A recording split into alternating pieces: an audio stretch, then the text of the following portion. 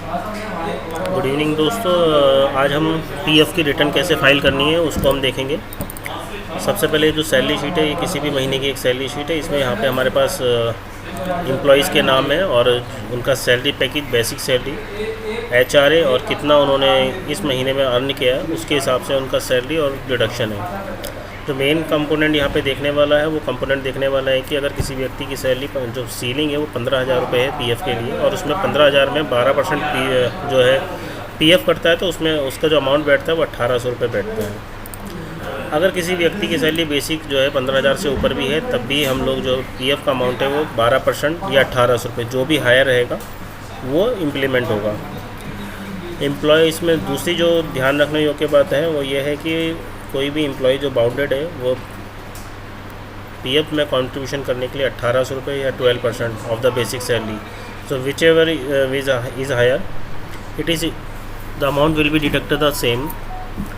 But अगर कोई employ 1,800 रुपये से ज़्यादा अपना अमाउंट में डिडक्शन कराना चाहता है या 12% से ज़्यादा डिडक्शन कराना चाहता है तो वो करवा सकता है। उसके लिए कैलकुलेशन थोड़ी सी अलग होगी। तो यहाँ पे हम उसी कैलकुलेशन को देखेंगे कि ये कैलकुलेशन हम कैसे करेंगे। सबसे पहले हमारे पास यहाँ पे एम्प्लॉयज़ के नाम है, इसको हम एक दूसरी शीट में ले लेंगे जहाँ पे हमें कंपटीशन करना है। इसको हमने ऑलरेडी एक दूसरी शीट हमने बना रखी है पीएफ के लिए। ये कुछ इस तरीके से शीट आ जाएगी। इसमें हमारे एम्प्लॉयज़ के नाम आ जाएंगे जो एम्प्लॉयज़ हैं। उसके अलावा उनका यूएन होता है। यूएन हमेशा 12 डिजिट का होता है, ये हमेशा ध्यान रखिएगा। दूसरा है उसका एक ग्रॉस वेजेस है, ये ग्रॉस वेजेस उसका सैलरी है। तीसरी इसमें देखने योग्य बात है बेसिक सैलरी, क्योंकि बेसिक सैलरी इसलिए इम्पोर्टेंट है क्योंकि बेसिक सैलरी पे ही जो पीएफ है वो इम्प्लीमेंट होगा। सो यहाँ पे 3 कॉलम अलग आते हैं जो फॉर्मेट है ईपीएफ डिपार्टमेंट का: ईपीएफ, ईपीएस एंड एडीएलआई। ईपीएफ होता है एम्प्लॉयड प्रोविडेंट फंड, दूसरा होता है ईपीएस एम्प्लॉय पेंशन फंड, और एक होता है एडीएलआई। एडीएलआई होता है एम्प्लॉय डायरेक्ट लिंक इंश्योरेंस। तो जितना बेसिक सैलरी है, अगर बेसिक सैलरी 15,000 से ऊपर है तो वहाँ पे 15,000 ही उसका मैक्सिमम लिमिट लिखेंगे, क्योंकि हमने बताया था कि भाई 1,800 रुपये उसमें 12% का डिडक्शन होता है। और अगर किसी का 15,000 से नीचे है, जैसे ये व्यक्ति है, इसका 15,000 से नीचे है, तो यहाँ पे जो भी एक्चुअल है वो लिखा जाएगा। इसका जो कैलकुलेशन होता है यहाँ पे सिंपल तरीका है कि यहाँ पे अगर आप इसको करेंगे तो जो ईपीएफ का वेजेस है वही यहाँ पे आप डाल दें,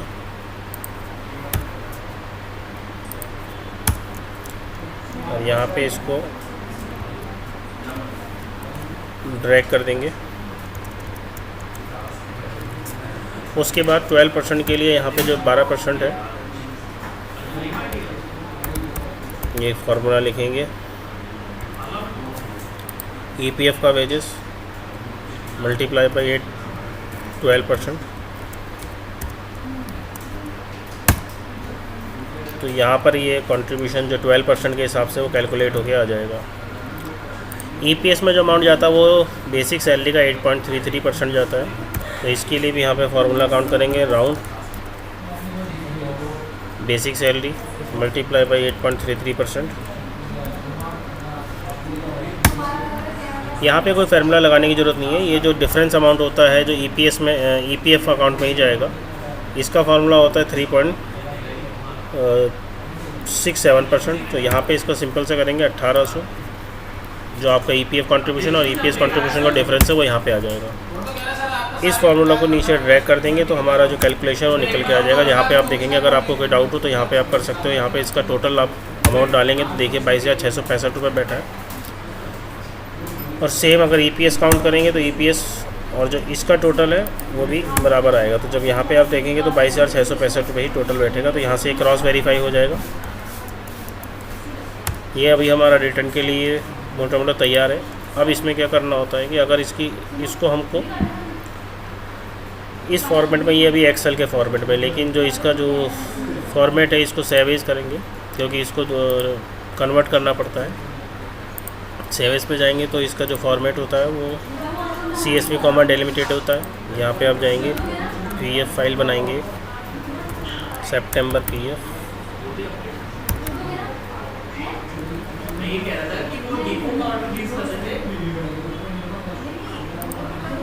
यहाँ पे आप चले जाएंगे और ये सेव हो जाएगा। एनसीपी डेज होता है, नॉन कंट्रीब्यूशन पीरियड होता है। नॉन कंट्रीब्यूशन पीरियड वो होता है कि अगर कोई व्यक्ति कहे ने अगर जितने कम दिन काम किया, जितने दिन वो एब्सेंट रहा है उसके हिसाब से अगर उसका कम रहा है तो यहाँ पे उसके नंबर ऑफ़ द डेज़ को मेंशन किया जाता है। मान लीजिए कि अगर कोई व्यक्ति 2 दिन छुट्टी पे है या 3 दिन छुट्टी पे है और उसका कंट्रीब्यूशन एडजस्टमेंट नहीं हुआ है उसकी लीव्स के साथ, तो यहाँ पे एनसीपीटी डेज़ में वो आप मेंशन करेंगे। रिफंड ऑफ एडवांस में एडवांस से रिलेटेड चीज़ें होती हैं जिसको मेंशन करना इतना ज़्यादा नेसेसरी नहीं है। यहाँ पे आपकी फ़ाइल बन गई है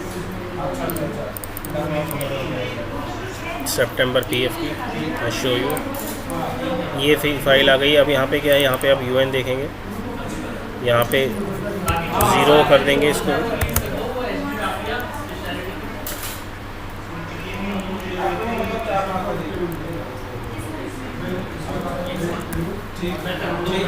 यहाँ से जो इसका हेडर होता है वो हेडर को हटा दिया जाएगा, और हेडर हटाने के बाद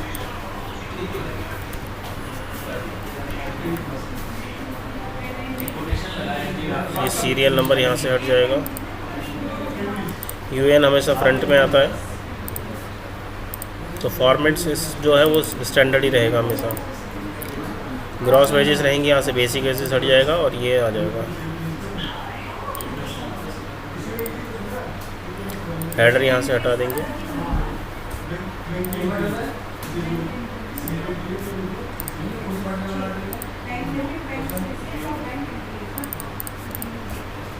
इसको हम ओपन कर लेंगे नोटपैड में। नोटपैड में ये इस तरीके से फाइल आ जाएगी। फिर इसको एडिट में जाके रिप्लेस में जाके, और रिप्लेस में जाने के बाद कॉमा को हम लोग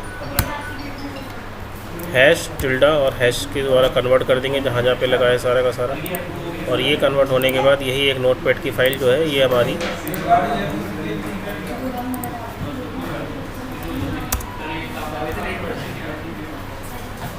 यही फ़ाइल यूज़ होगी। ये फ़ाइल जो यूज़ होगी यही पोर्टल में यूज़ करी जाएगी फाइल। इसको पोर्टल में कैसे अपडेट करना है यहाँ पे मैं आपको शो कर देता हूँ।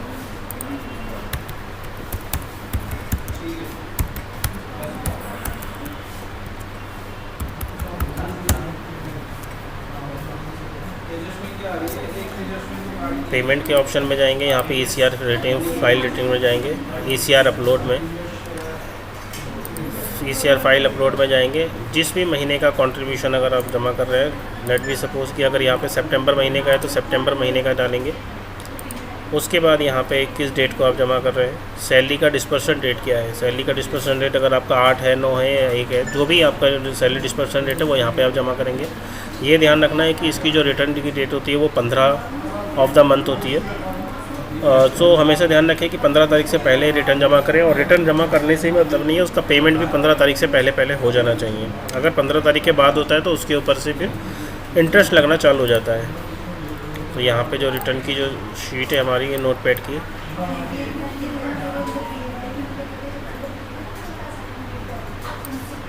ये शीट हमने जो बनाई थी यहाँ पे अपलोड कर देंगे। अब यहाँ पे दो चीज़ें हैं, अगर हम ECR जो अपलोड कर रहे हैं वो मंथली का जो सैलरी का डिस्पर्सन है वो ECR के थ्रू कर रहे हैं, या फिर अगर हम किसी एम्प्लॉय को एरियर दे रहे हैं तो एरियर का कंट्रीब्यूशन है, एरियर पे भी PF काउंट होता है, तो इसलिए एरियर यहाँ पे स्पेसिफाइड करना जरूरी होता है। अगर रेगुलर ECR है तो यहाँ पे ECR करेंगे, 12% का कंट्रीब्यूशन रेट है। यहाँ पे रिमार्क दे देंगे कि रिमार्क में कौन से महीने का हम कंट्रीब्यूशन जमा कर रहे हैं। मान लीजिए सितंबर महीने की सैलरी कर रहे हैं तो यहाँ पे करके अपलोड कर दिया जाएगा और फाइल वो अपलोड हो जाएगी। जब वो फाइल अपलोड हो जाएगी तो उसका जो लुक आएगा, यहाँ पे हम फाइल अपलोड नहीं कर रहे हैं, मैं आपको शो कर देता हूँ कि किस तरीके से एक ECR बन के आएगा।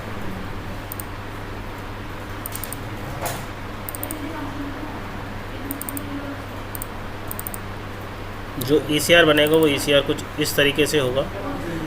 इसको बोलते हैं electronic challan cum returns, ECR short form होता है। यहाँ पर आपके total number of the employee आ जाएंगे, कौन से महीने का ECR आप फाइल कर रहे हैं, रिटर्न का मंथ कौन सा है, वो अपलोडेड डेट आ जाएगी कि कौन सी डेट में आपने अपलोड किया है, कंट्रीब्यूशन का पीरियड कितना है, total number of the employee कौन से कितने हैं, अमाउंट क्या बैठेगा जो EPF में और EPS दोनों में जाएगा। ये सारा का सारा डिटेल आपको यहाँ पर आ जाएगा। दूसरी बात, यहाँ से आप ये चेक कर सकते हैं कि जिस जो यूएन आपने दिया है उसके अगेंस्ट में जो आपने नाम डाला है और जो रिस्पॉन्सिबिलिटी है, जो मतलब कि वो अगर आपने किसी का इंटरचेंज कर दिया है, लेट बी सपोज़ कि अगर ये यूएन किसी दूसरे व्यक्ति को अलॉट हुआ है और आपने नाम किसी दूसरे व्यक्ति का चढ़ा दिया, तो यहाँ पर आप क्रॉस वेरीफाई कर सकते हो कि नाम उसी एम्प्लॉय का है जिसके अगेंस्ट में आप ये PF का कंट्रीब्यूशन जमा कर रहे हो या नहीं है। तो यहाँ पे इस तरीके से आप चेक कर सकते हो और यहाँ पे कंट्रीब्यूशन पीरियड चेक कर सकते हो कि जो ईपीएफ और ईपीएस का जो कंट्रीब्यूशन है वो सही जा रहा है या नहीं जा रहा है और सही अकाउंट में पैसा जमा हो रहा है या नहीं हो रहा है। एक दूसरी चीज़ ये है एक और कि यहाँ पे आप ईसीआर देखेंगे कि एनसीपीटी डेज जो हम वहाँ पे बात कर रहे थे, यहाँ पे आप देखेंगे कि एक व्यक्ति ने पूरे महीने एब्सेंट रहा है तो उसका 30 दिन का नॉन कंट्रीब्यूशन पीरियड जो है ऑटोमेटिकली अपने आप आ जाएगा, तो यहाँ पे अपलोड करने की ज़रूरत नहीं है। ऐसे ही दूसरा व्यक्ति है उसका भी नॉन कंट्रीब्यूशन पीरियड 3 दिन का एब्सेंट है, तो 3 दिन का यहाँ पर ऑलरेडी अपने आप वो रिफ्लेक्ट हो रहा है। दूसरा एक होता है इसी के अंदर के प्रधानमंत्री के द्वारा जो एक योजना चल रही है जिसमें प्रधानमंत्री रोजगार योजना चल रही है, उसके तहत अगर आप किसी व्यक्ति को इनरोल करते हैं प्रधानमंत्री रोजगार योजना के तहत तो वहाँ पर आपको अलग से उसका कंट्रीब्यूशन शो करने की ज़रूरत है, जहाँ से उसका जो क्लेम है वो आपको सरकार के द्वारा मिलेगा। तो ये वाला पोर्शन आपको जो पेंशन फंड का और एम्प्लॉय का कंट्रीब्यूशन है वो सारा का सारा आपको यहाँ पे शो होगा। तो उसमें कोई भी पीरियड जो एम्प्लॉयर की तरफ से जाता है वो गवर्नमेंट ऑफ इंडिया पेड करती है, तो यहाँ पे आपका वो सारा का सारा रिफ्लेक्शन यहाँ पे आ जाएगा। तीसरा हेड देखेंगे यहाँ पे ईसीआर के जो अकाउंट्स दिए गए हैं उनसे अकाउंट से उनके रीज़न दिए गए, तो इस वाले पेज का कोई ज़्यादा महत्व नहीं है। ये हमारी रिटर्न मिल जाएगी। रिटर्न फाइल करने के बाद जब आप इसको कंप्लीट करेंगे यहाँ से रिटर्न फाइल करने के बाद, तो यहाँ से आपको ये ड्राफ्ट ईसीआर में आएंगे और ड्राफ्ट ईसीआर में आपको इन प्रोसेस में आके यहाँ पे आपसे पूछा जाएगा कि आप चालान जनरेट करना चाहते हैं या नहीं। पहला स्टेप तो ईसीआर जनरेट करने का था, दूसरा था चालान जनरेट करने का। चालान जनरेट करने के टाइम पे आपसे वो रिटर्न करने के पूछेगा कि अगर आपके जो रिटर्न है, अगर आपने जब अपना ईसीआर यहाँ से फाइनली चेक कर लिया और ईसीआर आपका ठीक है तो फिर आप चालान जनरेट कर लीजिए। चालान जनरेट करते टाइम उसमें दो चीज़ें देखनी होती है, एक हमने चालान ऑलरेडी जनरेट करके रख रखा है, ये चालान है। इस चालान में 5 अकाउंट होते हैं। 5 अकाउंट होते हैं। पहला होता है अकाउंट नंबर 1 पीएफ के लिए होता है, जिसमें एम्प्लॉई का जो पीएफ है वो पूरा का पूरा 12% जाता है। एम्प्लॉयर का जो कंट्रीब्यूशन है वो अकाउंट नंबर 1 में 3.67% ये आ जाएगा आपका। और ईपीएस अकाउंट नंबर 10 होता है जिसमें 8.33% ये अमाउंट आ जाएगा। इन दोनों का जो एडमिन चार्जेस होता है वो अकाउंट नंबर 2 में जाता है, वो 500 रुपये या फिर 0.5% विच इज़ हायर।